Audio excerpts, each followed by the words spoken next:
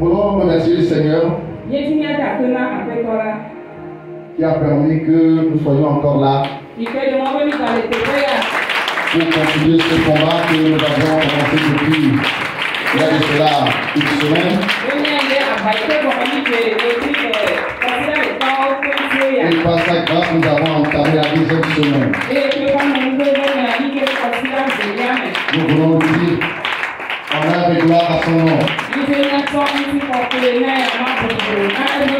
Nous voulons honorer son nom. Et nous voulons honorer sa présence au milieu de nous. Il est Dieu. Et personne ne peut nous aimer comme il nous a aimés. Malgré nos imperfections, il nous aime. C'est la raison pour laquelle il est entré dans nos combats pour nous donner une victoire totale.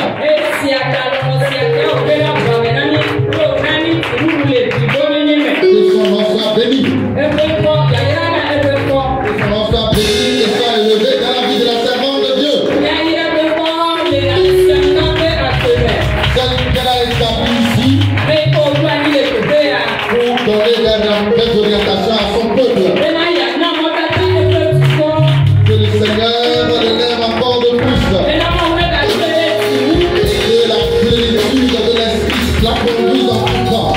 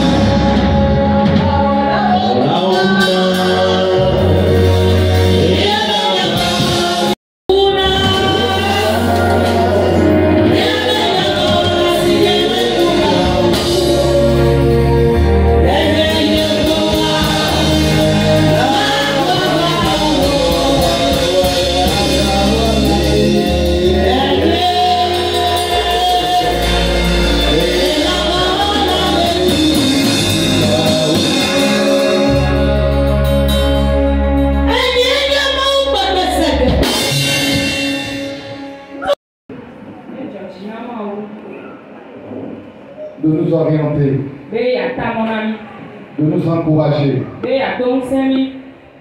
Et c'est une grâce que Dieu puisse nous parler et nous dire qu'il est dans notre combat et qu'il nous donne la victoire. Ça nous encourage, ça nous fortifie que nous sommes sur la bonne voie. Et étant sur la bonne voie, nous allons récolter le fruit de notre bataille. Amen. Ce soir, nous traiterons d'un enseignement et sur cet enseignement, beaucoup en a déjà parlé.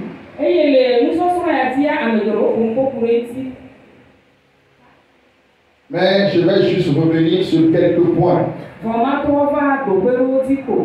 Et après nous allons prier. Il se peut que je ne finisse pas ou je parle certains points. Mais nous allons quand même prier. Alléluia. Traitez avec les éléments de vos fondements ou de vos racines.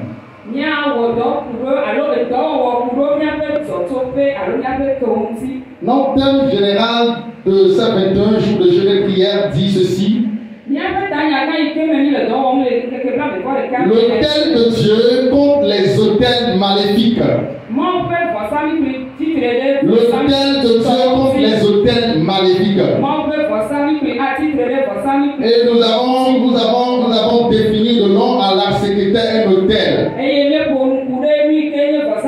Mais avant qu'un autel ne soit établi, il y a ce qu'on appelle des fondations. Et la dernière fois, le texte ou le verset qui retient notre attention dit dans le livre de Psaume, le chapitre 11, le verset 3.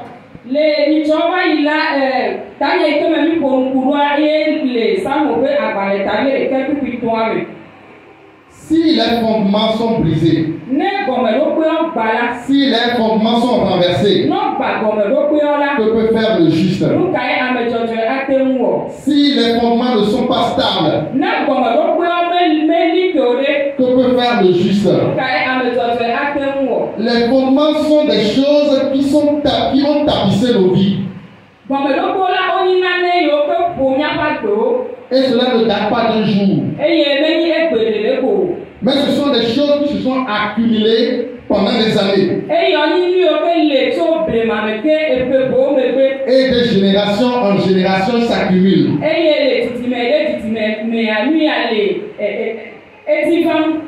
Les fondements décident du niveau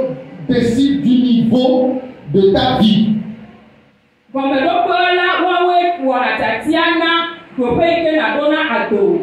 C'est eux qui décident de ta vie financière. C'est le fondement qui décide de ta vie spirituelle, de ta position spirituelle, de ton élévation sociale, de ta possession matérielle. Les fondements déterminent la profondeur de notre chute.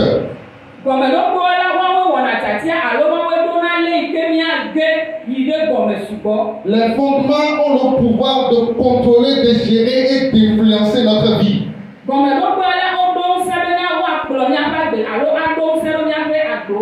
Ils ont le pouvoir de nous manipuler. Ils ont droit de vie sur nous. Les fondements nous transportent. Ils sont comme des véhicules. Ils sont comme des chauffeurs ou un chauffeur. Ils te conduisent là où ils veulent, quand ils veulent, à la vitesse de leur choix, sans ton consentement. C'est-à-dire, les fondements sont comme un chauffeur qui conduisent ton foyer. Ils le conduisent comme ils veulent, comme ils entendent, sans ton consentement.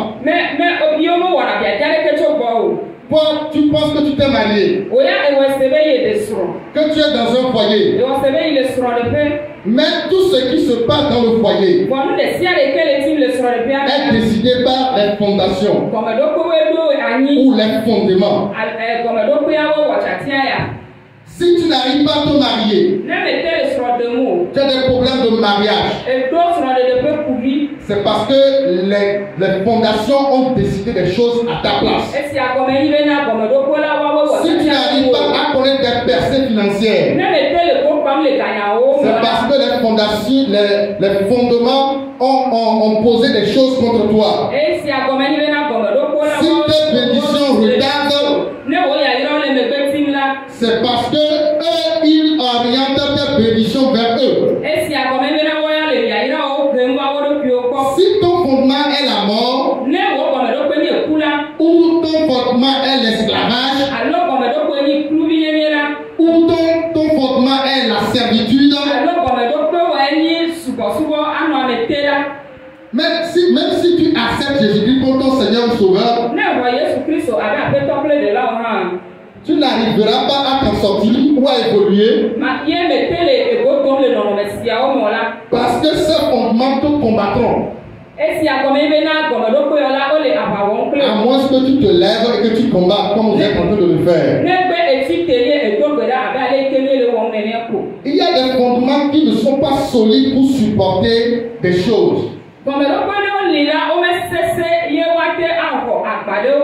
Et un exemple de fondement, c'est l'idolâtrie.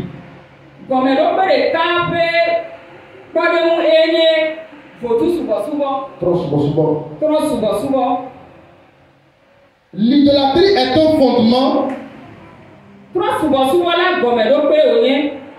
qui n'est pas solide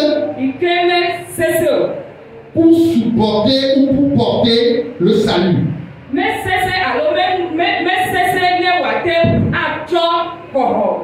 C'est tout comme un pont qu'on a construit. Et ceux qui étaient à la construction, ceux qui étaient vivants à la construction du pont, ils savent que sur ce pont-là, ce ne sont que des petits véhicules qui peuvent circuler sur le pont.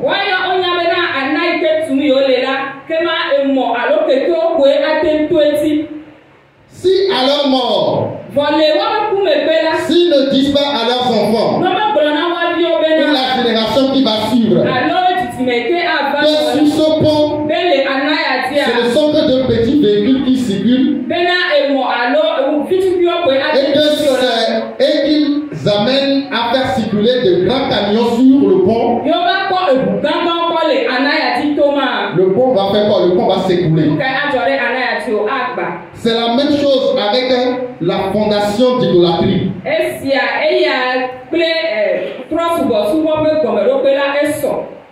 Il ne peut pas supporter le salut. Voilà, il ne peut pas supporter le salut. Il y a des fondations qui ne peuvent pas supporter le bien-être dans le mariage.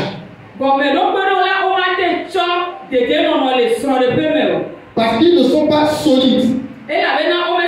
Ils ne peuvent pas porter la prospérité. Ils ne peuvent pas porter des bénédictions. Ils ne peuvent pas porter des percées. Et pour cette raison, si ces fondations ne sont pas renversées, alors vous ne pouvez pas traverser la route. Vous ne pouvez pas traverser ce bord pour aller de l'autre bord. Raison pour laquelle dans Ésaïe chapitre 51, le verset 1, il dit, écoutez-moi, vous qui poursuivez la justice, qui cherchez l'Éternel, portez les regards sur le rocher d'où vous avez été taillés, sur le creux de la fosse dont vous avez été tirés. C'est l'Éternel qui est en train de parler à son peuple. Ils veulent la justice. Ils veulent suivre Dieu fidèlement. Mais il y a des fondations qui les retiennent. Et ces fondations sont comme des rochers qui les ont taillés, qui les ont façonnés, et dont ils doivent porter des regards. Ils doivent porter des regards sur ces fondations pour pouvoir les détruire afin de s'en sortir. Ce qui est dans Ecclésiaste chapitre 3, le verset 15. Ecclésiaste chapitre 3, le verset 15. Ecclésiaste. Le chapitre 3, le verset 15. Ce qui est a déjà été. Et ce qui sera a déjà été. Et Dieu ramène ce qui est passé. Autrement dit, ce que tu vis n'est pas nouveau. Tes grands-parents, tes aïeux ont vécu la même situation. Et ton futur également est déjà déterminé par le passé de ce que eux ils ont vécu.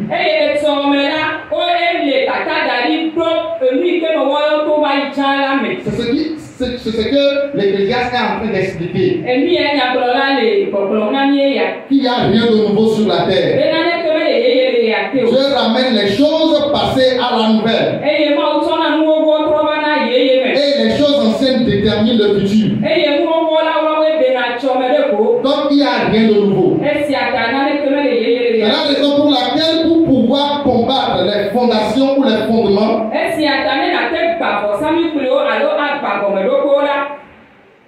il faut noter qu'il y a 1, 2, 3, 16 éléments que nous devons noter et les détruire. Une première des choses, avant de citer les éléments de la fondation, quelquefois il faut se renseigner auprès de ses parents pour connaître qu'est-ce qui est à la base de la famille. Quel est le modèle qui a été établi sur la famille? Quelles sont les fondations de la famille? Sur quoi repose notre famille? Alléluia. Amen. Pour construire une fondation, cela nécessite un autel. C'est un premier élément. Alléluia. Amen. Cela nécessite un autel. Et quand il y a un autel, il y a des sacrificateurs qui exercent leur sacerdoce. Le troisième point, sur cet autel, il y a des alliances qui se font. Alléluia. Amen. Et sur ces alliances, il y a des symboles qui sont installés. Et sur ces symboles, il y a des serments et des vœux qui sont faits.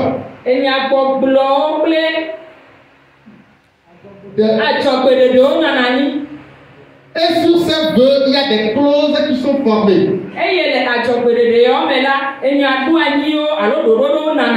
Sur la base de ces clauses, il y a des sanctions qui accompagnent. Et dans ces sanctions-là, il y a la teneur ou la contenance des alliances.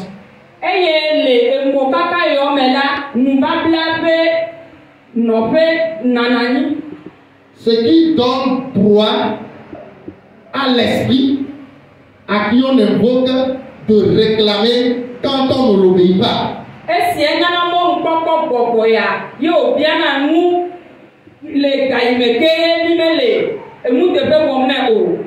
Et quand on désobéit aux alliances, il y a ce qu'on appelle l'option satanique qui t'accompagne.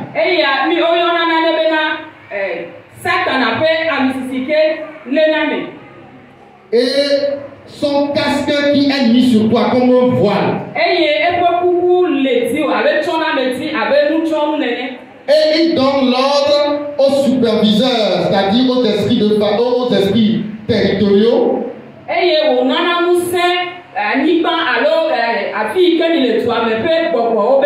De pouvoir exercer les sanctions.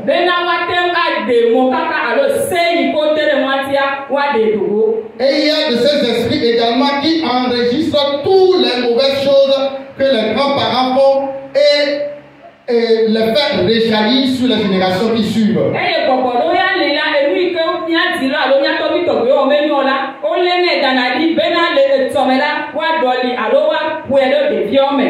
Et pour sceller des relations, pour sceller des alliances, quelquefois il y a des tatouages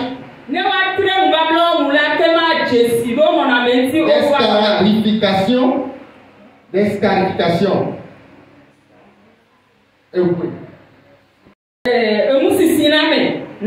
Ou des incisions qui permettent aux esprits de te localiser partout où tu es.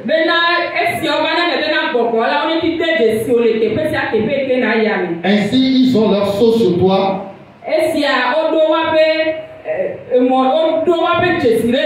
Et ils ont la porte ouverte à rentrer et à sortir comme ils veulent. Ensemble, voilà les 16 éléments des fondations que j'ai essayé de résumer. Alléluia. Amen. Toute fondation a une base qu'on appelle autel. Avant que nos parents aient des relations avec les esprits, parce que voilà leur protection, et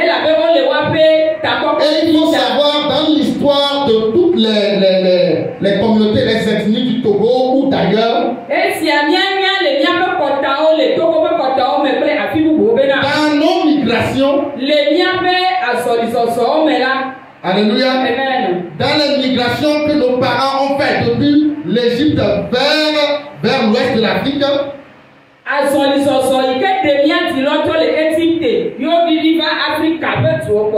c'est à cause des guerres. Et pour se protéger des guerres, ils s'engagent aux esprits pour que les esprits puissent les protéger. Et avant d'interpeller ou d'appeler les esprits, ils font des autels. Alléluia. Amen. Et les autels là, nous avons déjà défini ce que c'est qu'un autel. C'est le lieu de rencontre entre l'homme et une divinité.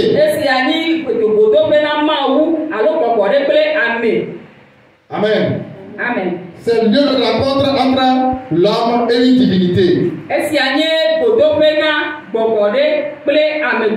Et c'est là où les alliances sont contractées.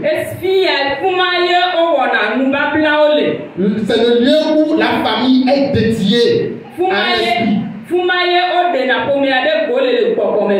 Et c'est là-bas où il y a un sacrificateur. Parce qu'il ne peut pas avoir un autel sans un sacrificateur. Si on parle de sacrificateur, ce n'est pas les sacrificateurs de la Bible, mais quand on parle de sacrificateurs, ce sont les intermédiaires entre la divinité et l'homme. Et celui qui veut la faveur du Dieu.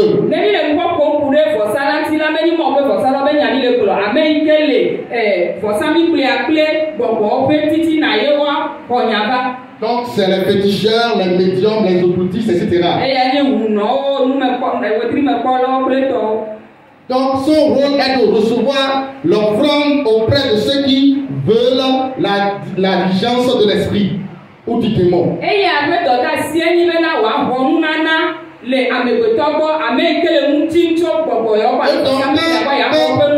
Quand le peuple ou les hommes donnent ou offrent des offrandes à l'autel avec l'intermédiaire de ce féticheur, de ce marabout, etc.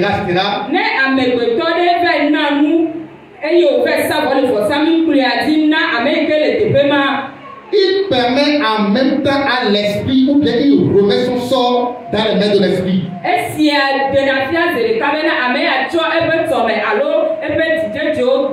Ou il permet à l'esprit d'avoir une emprise sur lui et sa génération.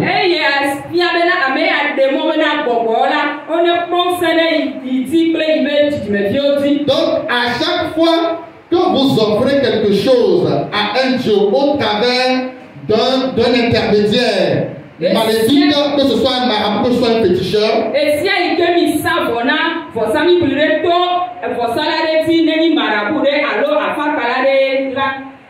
vous donnez l'autorisation à l'esprit d'avoir une emprise sur vous.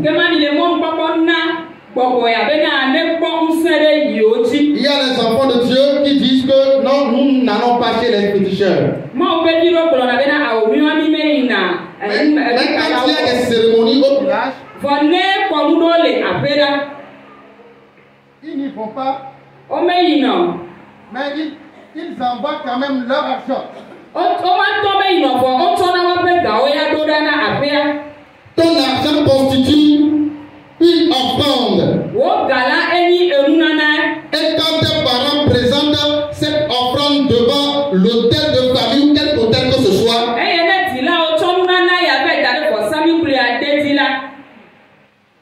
cet hôtel commence par avoir une emprise sur toi. C'est la raison pour laquelle si toi tu n'y vas pas, ton argent non plus n'ira là-bas. Alléluia. Amen. Alléluia. Amen. Nous sommes en train de détruire les hôtels et les fondations. Il faut savoir que si nous détruisons les hôtels et les fondements, il y en a encore d'autres qui vont venir reconstruire. C'est la raison pour laquelle il faut être éveillé. Alléluia. Amen. Et quant au décret que nous prenons,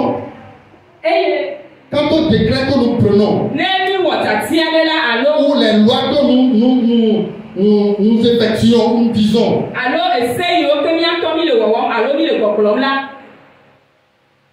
il faut faire en sorte qu'il n'y a personne qui puisse venir établir ces hôtels de nouveau. Et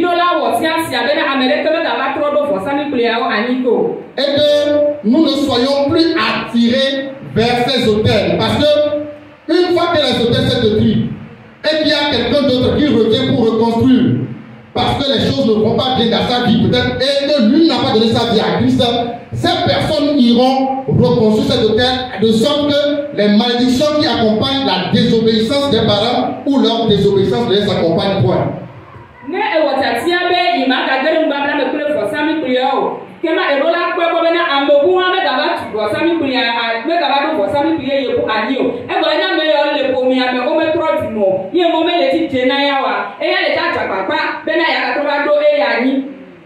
Au niveau du sacerdoce et du sacerdoce auprès de ces hôtels maléfiques,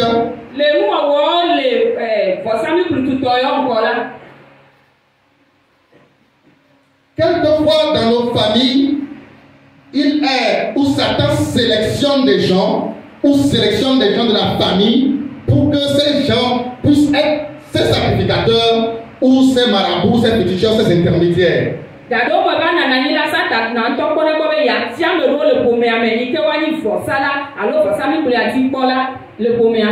Et donc si ces personnes refusent de l'être,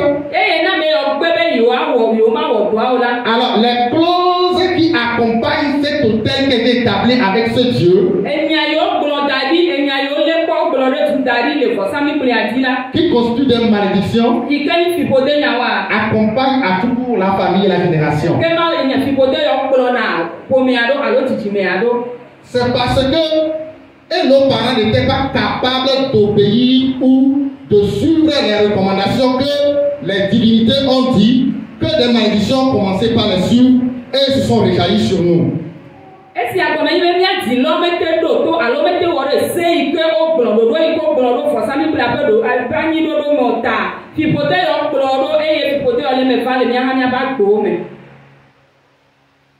Et même Dieu est un Dieu d'alliance. Et Dieu respecte les questions d'alliance. Et le monde spirituel également respecte les clauses d'une alliance. Raison pour laquelle Satan fait vite pour se lier d'alliance avec nos parents, de sorte de contrôler les générations à venir.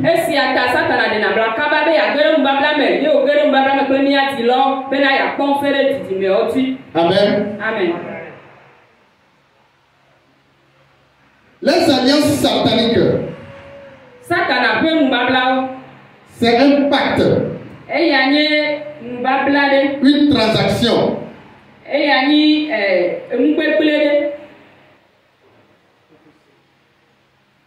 proposé.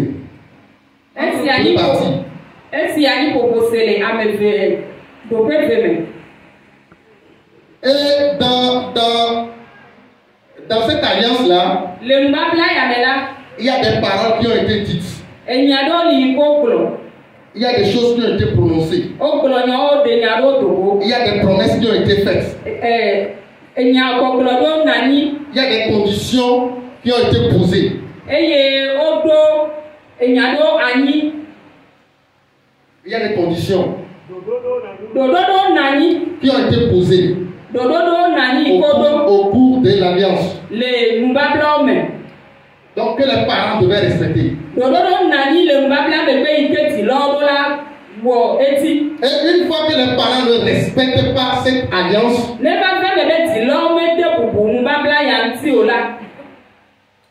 et qu'ils ne respectent pas ce qu'ils ont promis, s'ils ont dit, si je vais à la guerre et que je gagne la guerre, si je reviens, je vais t'offrir quelque chose.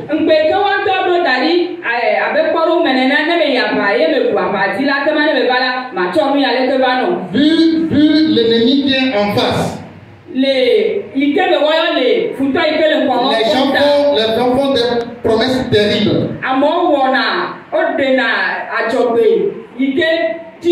Nous nous souvenons de Jephthé, qui a fait la promesse à Dieu et qui a dit, si je gagne la guerre, si le Seigneur m'accompagne, je gagne la guerre, à mon retour, celui ou celle que je rencontrerai premièrement, je l'offrirai à Dieu. Et ce jour-là, après sa victoire, il va rencontrer sa fille. Et il a été tenu de respecter son vœu.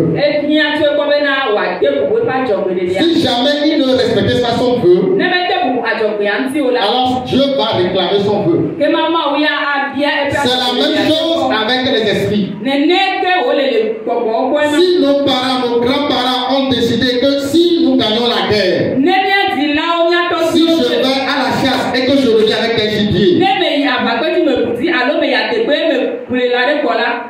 alors peut-être j'offrirai mon premier enfant. Alléluia. Amen. Et que l'Esprit lui a donné la victoire. Au retour au bétail, il n'a pas voulu honorer son engagement. Alors l'Esprit va se lever pour réclamer le sang. C'est ainsi que à partir de ce moment, peut-être que ce soit s'il a dit le premier enfant, s'il a dit le second enfant, s'il a dit le troisième enfant, s'il a dit le 10e enfant. Donc, une fois que vous donnez des enfants dans la famille, l'esprit la réclame et ne finira jamais de réclamer.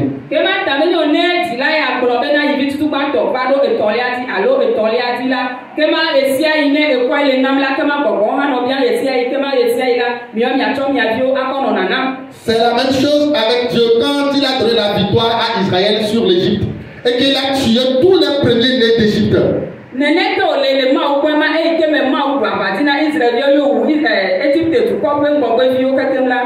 Il a dit dans son alliance avec Israël, tous vos premiers-nés m'appartiendront.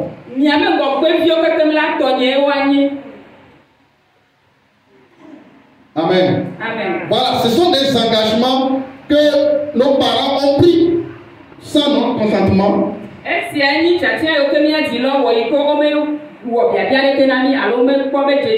il se peut qu'ils n'ont pas respecté. Et c'est comme ça les malédictions ont commencé par générer dans la famille. Vous savez, dans certaines de nos familles, jamais quelqu'un le meurt et on le laisse à l'étranger. Il faut qu'on le ramène à domicile pour l'enterrer. C'est comme cela qu'on a conclu l'alliance avec l'autel qui était dans la famille. Donc si jamais il ne ramène pas un mort, alors l'esprit commence par réclamer des gens dans la famille. C'est la raison pour laquelle dans nos familles, les gens cherchent toujours à ramener des choses dans leur, au village.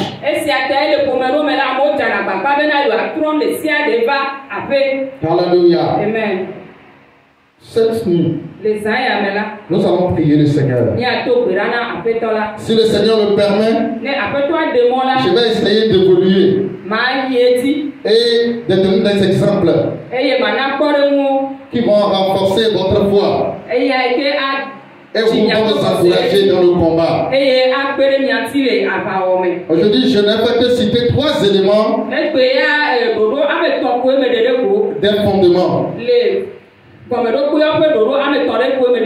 J'ai parlé de l'autel. J'ai parlé de ceux qui exercent sur l'autel.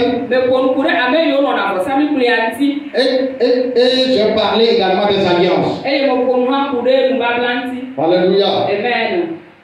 Toute alliance que nos parents ont liée avec des esprits sans notre volonté, et que les conséquences de cette alliance agissent sur nous, je prie dans le nom de Jésus, par le feu du Saint-Esprit, que ces alliances soient brisées, que ces alliances soient consumées par le feu, dans le nom de Jésus. Je prie que le Seigneur puisse vous révéler l'origine de vos familles, qui puisse vous révéler les noms des hôtels de vos familles. Cela vous permettra de faire des combats efficaces.